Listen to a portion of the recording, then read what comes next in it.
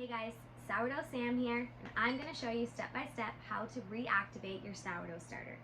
Now, just before we do that, if you are interested in following along one of our step-by-step series on how to make your own bread, we have two that you can choose from. One is a traditional sourdough loaf, another is the sandwich loaf. It's the best loaf of bread ever, honestly. Soft crust, it's so good. It's the one that we use every single day. And we make it way more than we make the traditional. Why I'm telling this to you is because if you're gonna follow along one of those step-by-step series right after you reactivate, I just wanna give you one tip. If you're going to make a traditional loaf of sourdough bread, you're gonna wanna reactivate this at nighttime.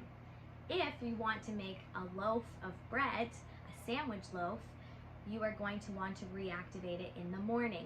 Now, you don't have to follow that. You can always give your sourdough starter more feedings and you can change things up to fit it into your schedule. But if you're wanting to follow one of those and get bread as soon as possible, I just want to give you that tip now, because what it's going to do is when your sourdough starter has peaked and it's ready for its next feeding, then we want it to be ready and peaked for when you're going to use it for your loaf of bread. So that's just going to help you time out things while you're learning. So you've got your sourdough starter.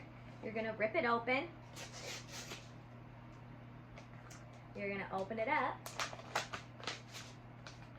And you are going to place 3 tablespoons into a quart-sized jar. Okay, so this is a quart, a large. You can use anything, a large jar. Just stick it in there. And now you're going to get 3/4 of a cup of warm water. So you want it to be warm, not hot, because hot will kill the starter. And all you're going to do is dump the water right into the same jar and give it a good mix.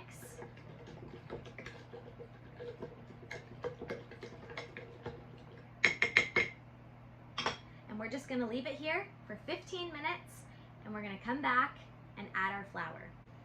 Okay, so our mixture has sat for 15 minutes.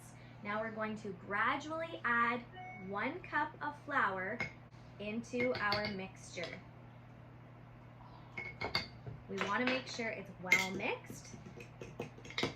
So I'm just going to mix it partway through and then continually add my flour until the whole cup has been added into our jar. So you can tell it's getting thicker. We'll add the last little bit of flour.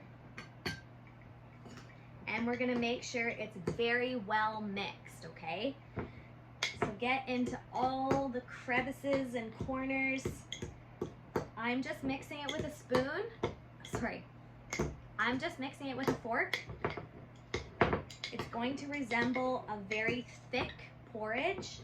If it seems too thick, it's okay. It is going to get more watery as it sits. I'm going to show you here what mine looks like. If you really feel like it needs a little bit more water, you can go ahead and add up to another 1/4 cup of water. But you'll be surprised as it sits and breaks down. You'll be surprised. This is what mine looks like. Okay. So inside you can see it looks like a nice thick porridge. And that's all there is to it. Just it's nice and mixed. Okay? When it's nice and mixed, we are going to cover it with a loose fitting lid, okay? Just something that's not airtight. Some examples: a clean cloth. You can put an elastic around there. A reusable lid saver. This is just a silicone one. Or even the lid that came with the jar. It just doesn't need to be on super tight. Just let it sit on there so it can breathe, okay? Because it's fermenting. Now all we're gonna do is place it in a nice warm spot for 24 to 48 hours. It is going to grow, it's going to double, and then triple in size. And that's when you know it's going to be ready.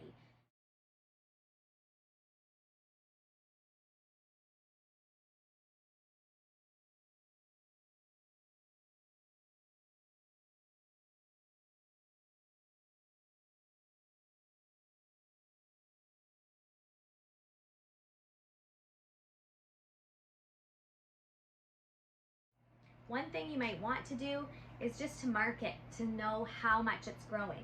This is just a dry erase marker, and I'm just going to draw a line straight across where it is. You can see that there. Another thing you could do is to take an elastic and put it over the jar right where it is.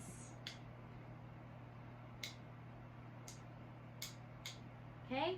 And then set it somewhere nice and warm, not too hot, not where it's drafty. Over top of the fridge is a great place, and you're just gonna watch it, and it's gonna grow and peak. Once it has peaked, that's when you're gonna move into your maintenance feedings, and we talk more about that in the series and in our other videos, so make sure to check those out. Thanks for watching!